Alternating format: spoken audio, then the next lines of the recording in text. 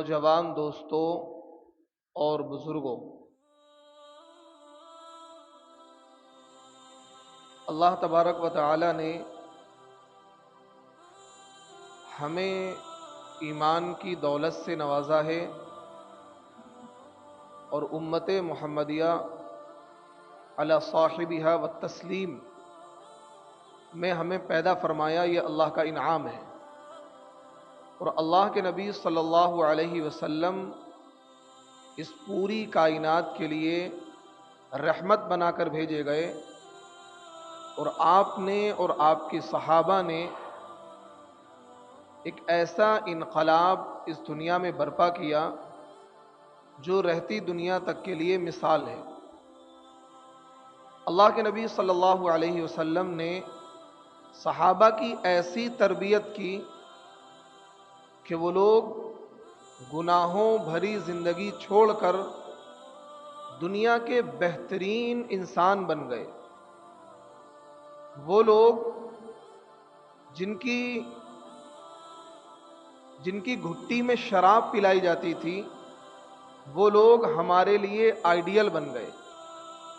قرآن پاک میں اللہ تعالیٰ نے ارشاد فرمایا، وَإِذَا قِيلَ لَهُمْ آمِنُوا كَمَا آمَنَ النَّاسِ، یعنی جس طریقے سے صحابہ ایمان لائے ہیں اس طریقے سے تم ایمان لاؤ۔ یعنی کہ وہ لوگ اتنے بلند ہوئے اور اس درجے اللہ نے ان کو مقام عطا کیا کہ ان کے ایمان کو ہمارے ایمان کے لیے معیار اور کسوٹی بنا دیا۔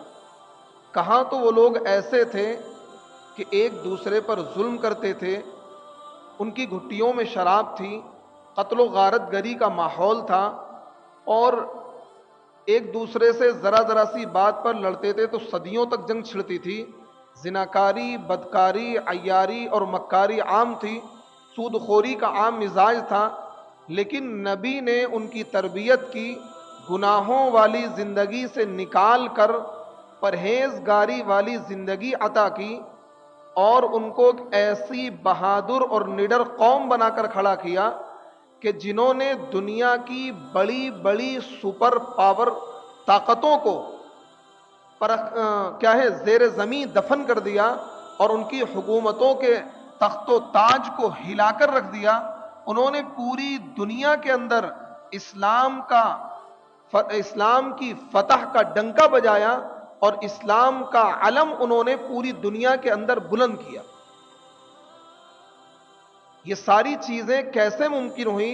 یہ اس طریقے سے کہ نبی نے ان کی تربیت کی اور گناہوں والی زندگی چھڑوا کر پرہیزگاری والی زندگی اللہ ان کو عطا کی۔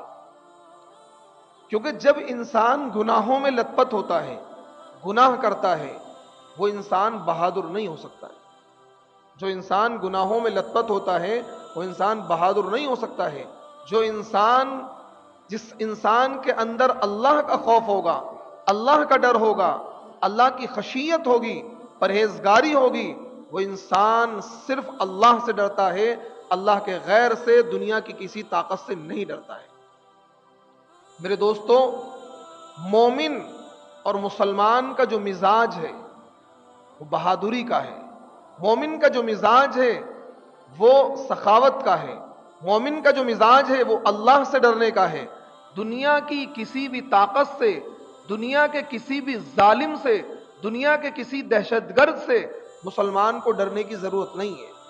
صرف مسلمانوں کو یہ چاہیے کہ وہ اپنے آباؤ اجداد کی، اپنے اسلاف کی، اپنے صحابہ کی، اپنے مجاہدین کی تاریخ کو پڑھیں، اور ان کی تاریخ سے وہ عبرت حاصل کریں، نصیحت حاصل کریں، اور ان کو اپنا آئیڈیل بنائیں۔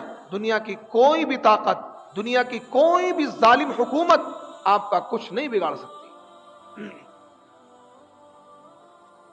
آج ہمارے اس ملک کے اندر مسلمانوں کو مٹانے کی سازشیں رچی جا رہی ہیں، مسلمانوں کو تہہ تیغ کرنے کی پلاننگز تیار کی جا رہی ہیں، اور اس ملک کے امن و امان کو، اور اس ملک کے بھائی چارے کو، اس ملک کی شانتی کو بھنگ کرنے کی تیاری میں لوگ لگے ہوئے ہیں۔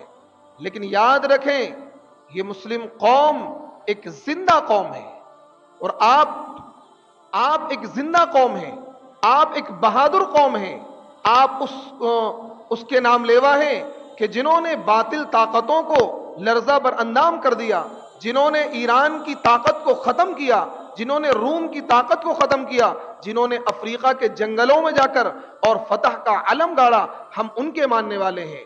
بزدلی مسلمانوں کے قریب نہیں آنی چاہیے، بزدلی مسلمانوں کی صفوں میں نہیں آنی چاہیے۔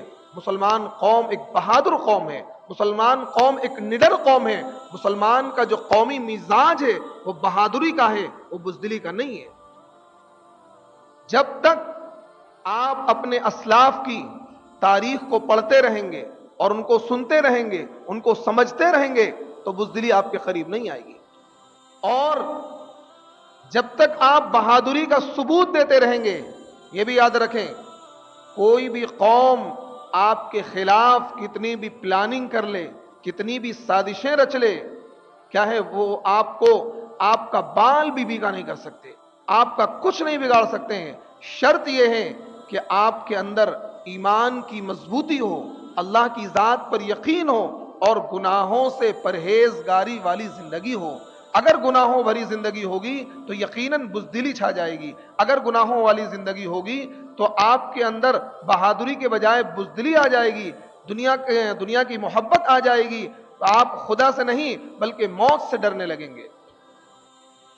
آج آپ دیکھ رہے ہیں ملک کے اندر کیا حالات ہیں، میوات کے اندر کیا حالات ہیں، اور آپ کے گڑگاؤں کے اندر ظالموں نے ایک امام کو، 20 سال کے امام کو شہید کر دیا۔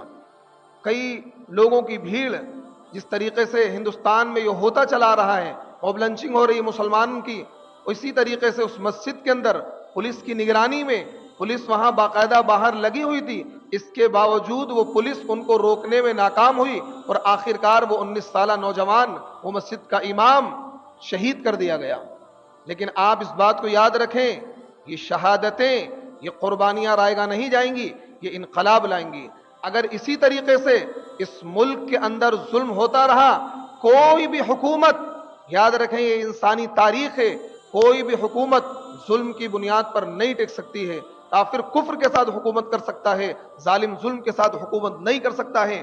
دنیا میں بہت سی حکومتیں ہیں، آپ یورپ کے اندر چلے جائیے، ساری کیا ہیں غیر مسلم، بہت ساری حکومتیں، کئی 100 حکومتیں نان مسلمز کی ہیں، لیکن ان کے وہاں عدل ہے، ان کے وہاں انصاف ہے، آج ان کے ملک ترقی کر رہے ہیں۔ جب سے ہمارے اس ملک کے اندر بدامنی پھیلی ہے اور ناانصافی آئی ہے، اور اس طریقے سے اقلیتوں کو، مسلمانوں کو، دلتوں کو اور مارا جا رہا ہے، ان کو نشانہ بنایا جا رہا ہے، اس وقت سے ہمارے ملک کی ترقی رک گئی ہے، اس وقت سے ہمارے ملک کا برا حال ہے، کیونکہ اللہ کا ایک نظام ہے، اگر جہاں ظلم ہوگا وہاں ترقی نہیں ہوتی ہے، اور ظلم کی بنیاد پر کوئی بھی حکومت زیادہ لمبی نہیں چل سکتی ہے۔ یہ کیا حکومت ہے؟ ہلاکو خان سے بڑی حکومت نہیں ہے، چنگیز خان سے بڑی حکومت نہیں ہے، اور اسی طریقے سے بڑے بڑے ظالم و جابر اس دنیا کے اندر آئے، لیکن ایک وقت آیا ان کا بھی خاتمہ ہو گیا۔ یہ تاتاری یہ سمجھتے تھے کہ پوری دنیا کے اندر ہم پوری دنیا کے اندر اپنی حکومت کو قائم کر دیں گے، اور انہوں نے یہ طے کیا تھا کہ ہم اسلام کو، مسلمانوں کو صفحہ ہستی سے مٹا دیں گے، لیکن اللہ رب العزت نے ان کے مقابلے پر ایسے مضبوط ایمان والوں کو کھڑا کیا، سلطان بایزید یلدرم کو کھڑا کیا، سلطان عثمان غازی کو کھڑا کیا، اور سلیمان شاہ کی اولاد کو کھڑا کیا، اور وہ تاتاری جو یہ سمجھتے تھے کہ ہم پوری دنیا پر قابض ہو جائیں گے اور پوری دنیا کی حکومتوں کو تہو بالا کر کے اور اپنی حکومت کو بنا لیں گے، لیکن آخرکار انہیں شکست کا سامنا کرنا پڑا، اور آج تاتاریوں کا نام و نشان نہیں ہے، لیکن مسلمان بھی موجود ہیں، اور اسلام بھی موجود ہے، قرآن بھی موجود ہے، نبی کے ماننے والے بھی موجود ہیں۔ تو اگر کسی کو یہ گھمنڈ ہے اپنی حکومت کا، اور اس بات کا گھمنڈ ہے کہ ہماری حکومت ہے اور ہم کچھ بھی کر سکتے ہیں، یہ حکومتیں الٹتی پلٹتی رہتی ہیں، یہ دن الٹتے پلٹتے رہتے ہیں۔ قرآن پاک میں اللہ نے ارشاد فرمایا وَتِلْكَ الْأَيَّامُ نُدَاوِلُهَا بَيْنَ النَّاسِ، یہ دن الٹتے پلٹتے رہتے ہیں، آج کسی کی حکومت ہے، کل کو کسی کی بھی حکومت ہے. اگر آپ یہ چاہتے ہیں کہ آپ لمبی حکومت کریں، اگر آپ یہ چاہتے ہیں کہ اس ملک پر لمبا راج کریں، تو آپ کو چاہیے کہ آپ عدل قائم کریں، انصاف قائم کریں، ملک میں جو پھیلی بدامنی ہے اس بدامنی کو ختم کریں. آج ملک فسادات کی زد میں ہے. منی پور میں کیا ہو رہا ہے؟ ایک لمبے عرصے سے ننگا ناچ ہو رہا ہے. وہاں جو چھوٹی جاتی کے ہندو ہیں، عیسائی ہیں، ان پر ظلم ہو رہا ہے اور قتل عام ہو رہا ہے. عورتوں کو ننگا نچایا جا رہا ہے، ان کا گینگ ریپ کیا جا رہا ہے. آج ملک کا حال یہ ہے. ادھر میوات کے اندر اور گڑگاؤں کے اندر اس طریقے کے فسادات ہو رہے ہیں. یہ کیوں ہو رہے ہیں؟ یہ صرف حکومت کی لاپرواہی ہے. اگر حکومت ایسے درندے اور ایسے دہشت گرد جو اس جھگڑے کے ذمہ دار ہیں اگر ان کو جیل کی سلاخوں میں ڈال دے تو اس طرح کے جھگڑے کبھی بھی رونما نہیں ہوں گے. لیکن حکومت کی پشت پناہی ایسے درندوں کو، ایسے ظالموں کو حاصل ہے جس کی وجہ سے اس طرح کے جھگڑے رونما ہوتے ہیں اور ملک کا جو بھائی چارہ ہے اور ملک کا جو امن و امان ہے وہ خطرے میں پڑ جاتا ہے. لیکن آج بہت سے ایسے لوگ ہیں اس بات کو سمجھ رہے ہیں کہ بھائی اس لڑائی جھگڑے سے ہمارے ملک کا نقصان ہے، اس لڑائی جھگڑے سے ہمارا نقصان ہے. آج جب سے میوات کا یہ دنگا ہوا ہے، میوات کے اندر جو بہت سی غیر مسلم برادریاں ہیں، جاٹ سماج ہے، وہ لوگ باقاعدہ کھل کر میدان میں آئے ہیں. انہوں نے کہا ہے کہ ہم ایسے درندوں کا تعاون نہیں کریں گے، ہم اپنے مسلمان بھائیوں سے نہیں لڑیں گے، یہ تو ہمارے ہی لوگ ہیں، ہمارے ملک کے رہنے والے ہیں. بلکہ وہ لوگ جنہوں نے اس دنگے کو بھڑکایا ہے، مونو مانیسر ہیں، بٹو بجرنگی ہے، ان لوگوں کو جیل کی سلاخوں میں ڈال دیا جائے، کیونکہ اس دنگے کو بھڑکانے والے یہ لوگ تھے. جس طریقے سے جنید کا اور جمشید کا زندہ جلا کر قتل ہوا تھا، ان کو شہید کیا گیا تھا، اگر اسی وقت اس درندے کو اور اس دہشت گرد کو، اس آتنکوادی کو اگر جیل کی سلاخوں کے پیچھے گورنمنٹ نے ڈال دیا ہوتا تو آج نوح کا یہ حادثہ نہ ہوتا اور وہاں پر جو اتنا نقصان ہوا ہے وہ نہ ہوتا. اس جھگڑے کے، اس دنگے کے ذمہ دار بہت سے انصاف پرست جو میڈیا کرمی ہیں یا بہت سے انصاف پسند جو ہندو بھائی ہیں اس بات کو کہہ رہے ہیں اس جھگڑے کے ذمہ دار اصل میں بٹو بجرنگی اور مونو مانیسر ہیں اور یہ بجرنگ دل کے آتنکوادی اور یہ دہشت گرد ہیں جنہوں نے اس ملک کے امن و امان کو خطرے میں ڈالا ہے. اور یاد رکھیں یہ مسلمان قوم ایک بہادر قوم ہے، مسلمان قوم ایک نڈر قوم ہے، یہ موت سے نہیں ڈرتے ہیں. اور یہ مسلمان قوم وہ ہیں کہ جن کے بارے میں علامہ اقبال نے یہ کہا تھا، دشت تو دشت ہے دریا بھی نہ چھوڑے ہم نے، بحر ظلمات میں دوڑا دیے گھوڑے ہم نے. یہ وہ قوم ہے جن کا راستہ نہ سمندر روک سکتا ہے، جن کا راستہ نہ جنگل کی سنگلاخ وادیاں روک سکتی ہیں، جن کا راستہ نہ درندے روک سکتے ہیں، نہ سمندر کی وہ طغیانی روک سکتی ہے. آپ تاریخ کو ذرا پیچھے پلٹتے ہیں اور ایران کی فتح حضرت سعد ابن ابی وقاص کے ہاتھوں ہوئی ہے، حضرت عمر کے زمانے میں ہوئی ہے. ایران قادسیہ کی جنگ کو فتح کرنے کے بعد سعد ابن ابی وقاص کے لشکر نے مدائن کا رخ کیا. بیچ میں دریائے دجلہ حائل تھا، ایران کا کچھ حصہ فتح ہو چکا تھا، سامنے ایرانیوں کا لشکر تھا اور وہ بڑے ہی گھمنڈ اور غرور میں تھے کہ بیچ میں دریائے دجلہ ہے، یہ عبور نہیں کر سکتے ہیں، یہ پار نہیں کر سکتے ہیں، کیونکہ انہوں نے پل توڑ دیے تھے، کشتیاں ہٹا لی تھی وہاں سے. اب وہ آخرکار یہ پورا لشکر دریا کو عبور کر کے، دریا کو پار کر کے اس پار پہنچ جاتا ہے. جب انہوں نے دیکھا کہ کوئی بھی چیز ان کو روک نہیں سکتی ہے، ہمارے دین کو نہیں روک سکے اور ہم نے خود توڑ دیے، جب بھی یہ لوگ نہیں ہوئے تو حیرت میں پڑ گئے، وہ خوف زدہ ہو گئے کہ بھائی انسان نہیں ہے بلکہ وہ جنات ہے. انہوں نے یہ تو بھوت آ گئے اور میدان چھوڑ کر بھاگ گئے اور بغیر کسی مزاحمت کے، بغیر کسی لڑائی کے، بغیر کسی جنگ و جدال کے صحابہ نے مدائن کو فتح کر لیا. تو آپ یہ دیکھیے کہ ہماری تاریخ ایسے واقعات سے، ایسے ایک نہیں سینکڑوں ہزاروں واقعات ہیں مجاہدین اسلام کے لشکر کے کہ جنہوں نے بہادری کا ثبوت دیا ہے، بزدلی کا ثبوت نہیں دیا. مسلم قوم مٹنے والی نہیں ہے.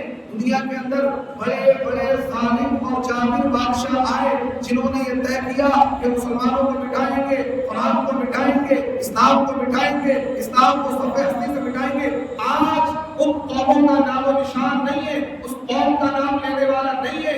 اسلام کل بھی تھا، قیامت تک اسلام قائم رہے گا. جب تک یہ چاند، یہ سورج، یہ جھیل، یہ جھرنے، یہ دنیا کا نظام چل رہا ہے اس وقت تک اسلام رہے گا، اس وقت تک نظام ختم ہو جائے گا، تو مسلمان ختم ہو جائیں گے۔ تو آج وہ قومیں جو دعویٰ کیا کرتی تھی کہ ہم مسلمانوں کو ختم کر دیں گے، اسلام کو ختم کر دیں گے، آج وہ قومیں ختم ہو چکی ہیں۔ الحمدللہ اسلام بھی زندہ ہے، قرآن بھی زندہ ہے، مسلمان بھی زندہ ہے، اور پوری دنیا کے اندر یعنی ایک چوتھائی آبادی آج مسلمانوں کی، پوری دنیا کے اندر تقریباً 2 ارب مسلمان موجود ہیں۔ اور اگر یہ تمام کے تمام مسلمان ایسے بہادر بن جائیں جس طریقے سے ہمارے لیڈر ہوا کرتے تھے، ہمارے حکمراں ہوا کرتے تھے، ہمارے مسلمانوں کے ذمہ دار ہوا کرتے تھے، تو دنیا کی کوئی بھی طاقت مسلمانوں کا کچھ نہیں بگاڑ سکتی ہے۔ فلسطین بھی فتح ہو جائے گا، مسجد اقصیٰ بھی آزاد ہو جائے گی، اور مسلمانوں کا وہ کھویا ہوا عزت مسلمانوں کو مل جائے گی۔ آپ دیکھیے ایک واقعہ آپ کو سناتا ہوں کہ جو مسلم حکمراں تھے کسی ایک مسلمان کی تکلیف کو بھی برداشت نہیں کرتے۔ حضرت عمر بن عبدالعزیز رحمۃ اللہ علیہ یہ اموی بادشاہ ہے، اور صرف صلاۃ والسلام انہوں نے حکومت کی ہے، اور ان کے بارے میں آتا ہے عمر ثانی، یعنی جس طریقے سے حضرت عمر کو جو مقام ملا تھا اسی طریقے سے عمر بن عبدالعزیز کا مقام ہے کہ بڑے عدل کے ساتھ، بڑے انصاف کے ساتھ انہوں نے حکومت کی ہے۔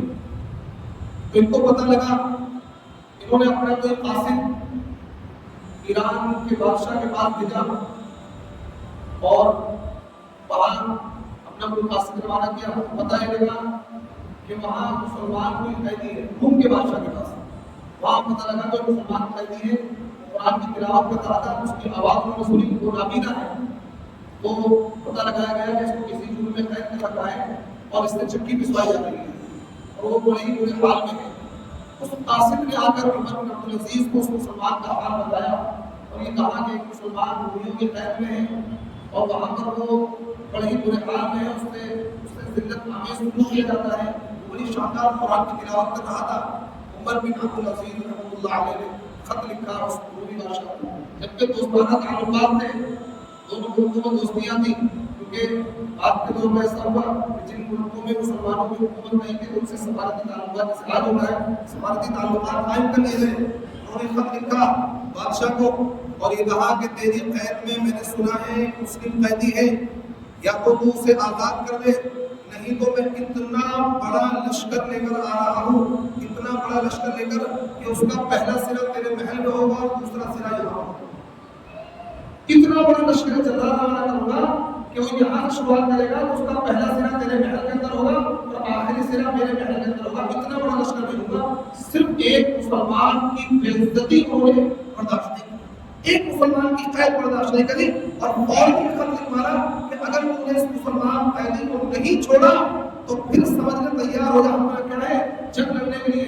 جب عمر بن عبدالعزیز رحمۃ اللہ علیہ کا دھمکی آمیز یہ خط پڑھا، فوراً اس نے اس مسلم قیدی کو رہا کر دیا اور اس کو آزادی دی۔ یہ ہمارے مسلمان اس درجے اتنی غیرت، اتنی حمیت مسلمانوں کے اندر تھی، مسلم حکمرانوں کے اندر تھی۔ چلیے عمر بن عبدالعزیز تو وہ شخص ہے جن کو ہمارے اسلامی کہا جاتا ہے، جو بے انتہا نیک تھے اور بڑے ہی تقویٰ اور پرہیزگاری کا مالک تھے۔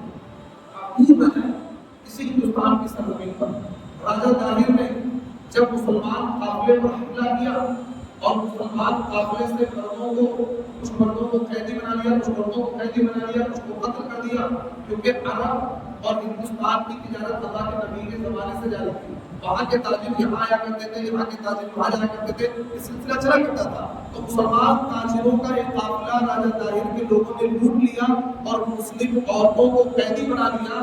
تو ایک مسلم خاتون نے حجاج ابن یوسف کو ایک خط لکھا، ایک چٹھی کی، اور یہ کہا کہ کیا مسلم نوجوان ہمارے بھائی، ہمارے ان کا سایہ ہمارے سروں سے اٹھ گیا ہے، کیا پوری مسلم قوم بے غیرت ہو گئی ہے کہ آج ہم یہاں ایک قید میں ہیں اور وہ آسانی کی زندگی گزار رہے ہیں۔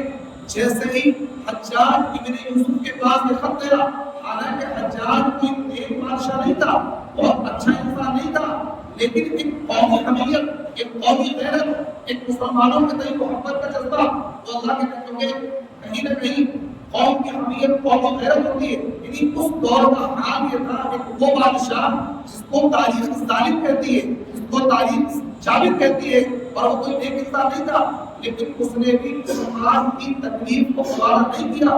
جیسے اس نے اس خاتون کا خط پڑھا، اس کی آنکھوں میں خون کرایا. پڑھائی ویسے تو بہادر اور شریف انسان تھا وہ. اس کے فوراً ہندوستان میں نقشہ لگا ہوا تھا اور خنجر نکالا اور ہندوستان کے نقشے کو اس نے ڈال دیا اور یہ کہا ہندوستان اب تیری بات ہے. اس نے فوراً اپنی سلطنت کا آرڈر دیا کہ مجھے ہندوستان ایک لشکر روانہ کرنا ہے، راجہ داہر کی سلطنت پر سندھ کی زمین پر حملہ کرنا ہے اور اپنے مسلم قیدیوں کو چھڑانا ہے. تو اس میں دو لوگ تیار ہوئے، ایک سلیمان بن عبد الملک اور ایک محمد بن قاسم. یہ عرب کے دو شہسوار تھے، دونوں نوجوان تھے اور بڑے ہی نیزہ بازی اور تلوار بازی کے ماہر تھے. اب دونوں نے کہا کہ میں جاؤں گا، تو پہلے ان دونوں کا مقابلہ کروایا گیا کہ تم دونوں میں جو جیت جائے گا اس کو ہم کیا ہے سب سالار اور قائد اور جنرل بنا کر بھیجیں گے. دونوں کا مقابلہ ہوا. آخرکار محمد بن قاسم جو صرف 17 سال کا نوجوان تھا، حجاج بن یوسف کا سگا بھتیجا بھی تھا، حجاج بن یوسف کا داماد بھی تھا، ابھی نئی اس کی شادی ہوئی تھی. اس نے ایک ہی بار میں سلیمان کو زمین پر ڈھیر کر دیا، سلیمان کو گرا دیا اور پھر یہ طے ہوا کہ محمد بن قاسم کو ان کی سرزمین پر جانا ہے. سلیمان محمد بن قاسم ایک بہت شاندار انجینئر بھی تھا، محمد بن قاسم ایک شاندار انسان بھی تھا، محمد بن قاسم ایک طبیب بھی تھا، ایک جری لیڈر تھا. اس نے ایک شاندار تقریر کی اور لوگوں سے کہا مجھے اتنے مجاہدین چاہیے. کئی ہزار لوگوں نے حتیٰ کہ پوروں نے نام لکھا دیا کہ ہم چلیں گے ہندوستان کی سرزمین پر جہاد کرنے کے لیے. اور آخرکار چند لوگوں کا لشکر لے کر اس نے سندھ کی سرزمین پر راجہ طاہر کو باقاعدہ چیلنج کر کے باقاعدہ بتا کر تیار ہو جاؤ، کیونکہ مسلمانوں کی یہ تاریخ رہی ہے کبھی بھی پیٹ پر حملہ نہیں کیا مسلمانوں نے. مسلمانوں باقاعدہ جب ایران پر مسلمانوں نے حملہ کیا تو باقاعدہ ان کو خبر ملی کہ تیار ہو ہم حملے کے لیے آ رہے ہیں. اسی طریقے سے سندھ کی سرزمین پر راجہ طاہر کو انہوں نے خبردار کیا اور آ کر حملہ کیا. دونوں فوجوں کا آپس میں ٹکراؤ ہوا اور آخرکار نتیجہ یہ ہوا محمد بن قاسم کی فوجوں کو فتح ہوئی اور راجہ طاہر کو شکست ہوئی. اور محمد بن قاسم کے اخلاق، ان کا کردار، ان کے اطوار کو دیکھ کر، ان کے کیریکٹر کو دیکھ کر، ان کے حسن اخلاق کو دیکھ کر 1 لاکھ لوگوں نے ان کے ہاتھ پر کلمہ پڑھا. 1 لاکھ لوگوں نے کلمہ پڑھا. محمد بن قاسم جب وہ شام کا وقت ہوا، جنگ ختم ہو گئی، جو زخمی تھے سامنے والی فوج کے، غالب فوج کے، ان کو اٹھا کر اپنے خیموں میں لے گئے، ان کا علاج کیا، ان کو پانی پلایا، ان کو کھانا کھلایا، ان کے ساتھ حسن اخلاق سے پیش آئے. اور لوگوں نے کہا کہ انسان ہم جن کے مقابلے میں نکلے تھے، جن کو تلواروں کی عزت میں لینا چاہتے تھے، جن کو ہم قتل کرنا چاہتے تھے، آج یہ چاہے ہمیں قتل کر سکتے ہیں، ہم ان کی قید میں ہیں، لیکن یہ ہمارا علاج کر رہے ہیں، ہمیں ٹھیک کر رہے ہیں، ہمیں مرنے سے بچا رہے ہیں. یہ انسان نہیں فرشتے ہیں. اور جس مذہب کے ماننے والے ہیں، جس نبی کو ماننے والے ہیں، یقیناً وہ مذہب سچا ہوگا، وہ نبی سچے ہوں گے. اور انہوں نے فوراً کہا میرا چونکہ چلا محمد بن قاسم کے ہاتھ پر 1 لاکھ لوگوں نے کلمہ پڑھا. یہ اسلام ہے، یہ مسلمان ہے. تو مسلم قوم ایک غیرت مند قوم ہے، مسلم قوم ایک بہادر قوم ہے. مسلمانوں ہمارے درمیان کتنے بھی اختلاف نہ ہو، علاقے کو لے کر، برادری کو لے کر، خاندان کو لے کر، خدایا ان اختلافات کو ختم کر کے ہم ایک بن جائیں، ایک لڑی میں اپنے آپ کو پرولیں اور ایک صف میں کھڑے ہو جائیں. اس کو علامہ اقبال نے کہا تھا ایک ہی صف میں کھڑے ہو گئے محمود و ایاز، نہ کوئی بندہ رہا نہ کوئی بندہ رہا. اللہ